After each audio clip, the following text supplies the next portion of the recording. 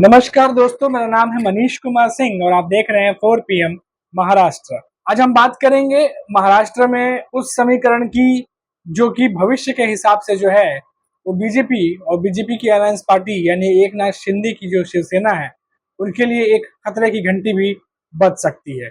जी हाँ, किसी candidate alliance party का जो कैंडिडेट है उसकी जीत दूसरी पार्टी पर जो है वो भारी भी पड़ सकती है।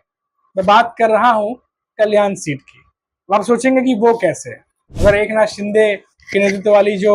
शिवसेना है, अगर उनका कैंडिडेट कल्याण से खड़ा है तो उसकी जीत बीजेपी पे कैसे भारी पड़ सकती है, क्योंकि वो तो उसकी अलायंस पार्टी है, उसे तो फायदा पहुंचना चाहिए। बिल्कुल सही बात है, क्योंकि उनके अगर कैंडिडेट जीतते हैं, अगर एकनाथ शिंदे के जो बेटे हैं श्रीकांत शिंदे, अगर वो कल्याण से जीतते हैं तो जाहिर सी बात है सरकार बनाने में बीजेपी को आसानी होगी, फायदा पहुंचेगा। लेकिन एक इसका दूसरा पहलू जो है वो ये है कि कल्याण से बीजेपी भी काफी ज्यादा स्ट्रांग है।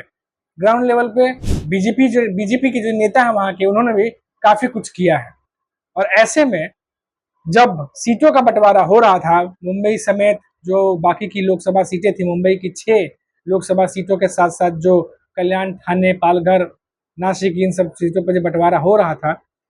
तो एकनाथ शिंदे की नेतृत्व वाली जो शिवसेना है उनके भी कैंडिडेट को सीट दिए जाने थे।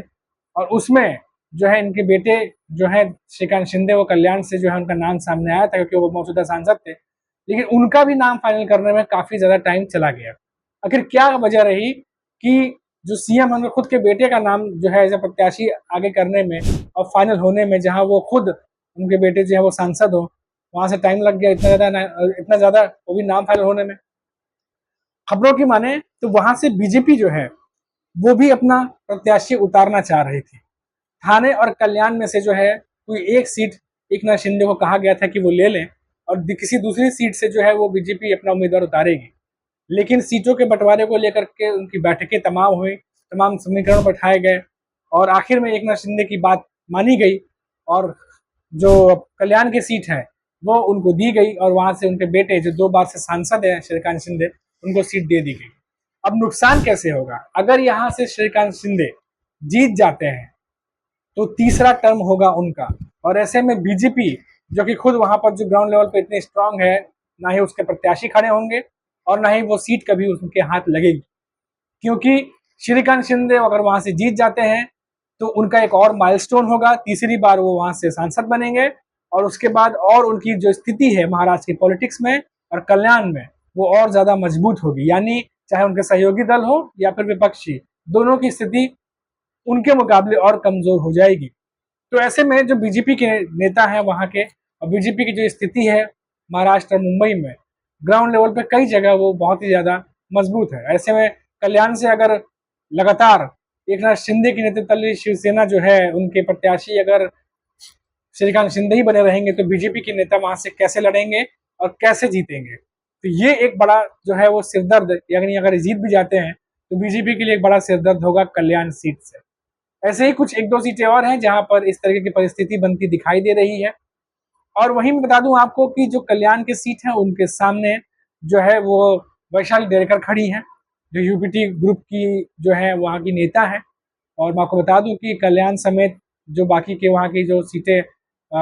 कल्याण में सीटें पड़ती हैं वहाँ पर तमाम जगह पर उन्होंने अपनी एड कैंपेन किए थे, पॉलिटिकल कैंपेन किए थे, जिसको लेकर के उद्धव ठाकरे खुद उनको सपोर्ट करने के लिए वहाँ पर रैलियाँ की थी। और ऐसे में बताया जा रहा है कि कुछ जगह ऐसी हैं जहां से वैशाली डेरेकर जो है वो वोट इकट्ठा कर सकती हैं और उनके वोटर्स वहां रहते हैं। लेकिन श्रीकांत शिंदे, उनकी स्थिति भी काफी मजबूत है। अब ऐसे में एक खबर ये भी आई है कि जो वोटर्स थे, करीब हजारों वोटर्स जिनका नाम 2014-19 में था, वो 2024 में उनका नाम जो है वोटर लिस्ट में नहीं पाया गया, जिसकी वजह से कई लोग मतदान नहीं कर पाए। तो अब इस स्थिति में क्योंकि संख्या ज्यादा है, तो ऐसे में इसका घाटा श्रीकांत शिंदे को पहुंचेगा या फिर वर्षा गायकवाड़ को पहुंचेगा? घाटा कह ले या फायदा कह ले, दोनों ही स्थिति में जो है दोनों में से किसको फायदा या घाटा होता दिखाई दे रहा है। अब यहाँ पर जो स्थिति है वो ऐसी बनी हुई है कि अगर यूपीटी ग्रुप जीतती है तो भी बीजेपी को नुकसान है, और अगर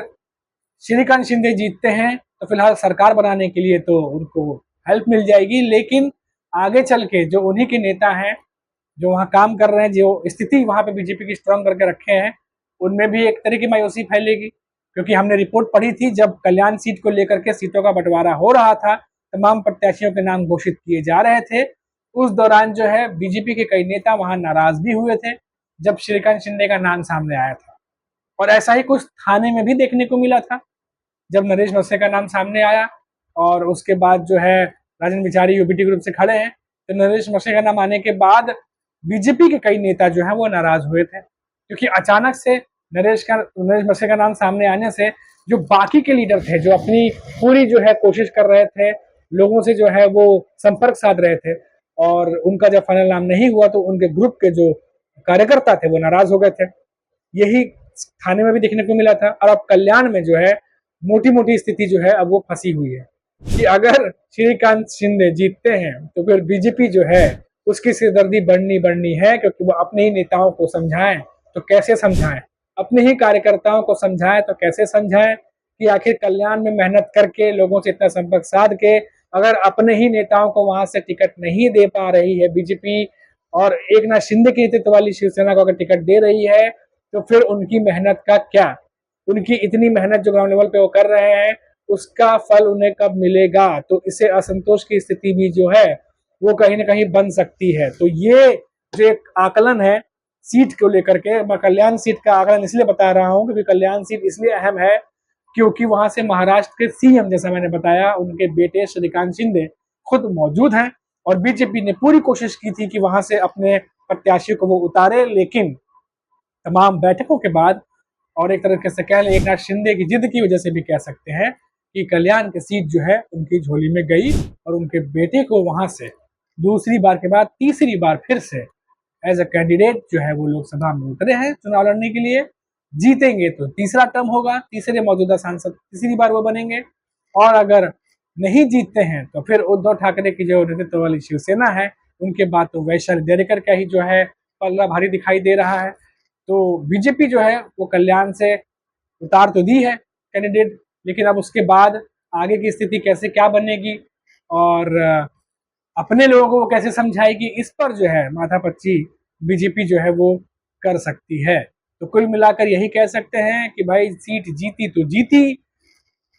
फायदा मिलेगा, और अगर नहीं जीती तो भी नुकसान, जीती तो बीजेपी के लिए जो है अपने अंदरूनी नेताओं को लेकर के जो है वो नुकसान झेलना पड़ सकता है। तो ये जो थी एक आकलन मैंने आपको बताया है कल्याण सीट से जो निकलकर सामने आ रही है, यानी अपने ही अलायंस पार्टी से जो है बीजेपी की सिरदर्दी बढ़ सकती है उनकी जीत से।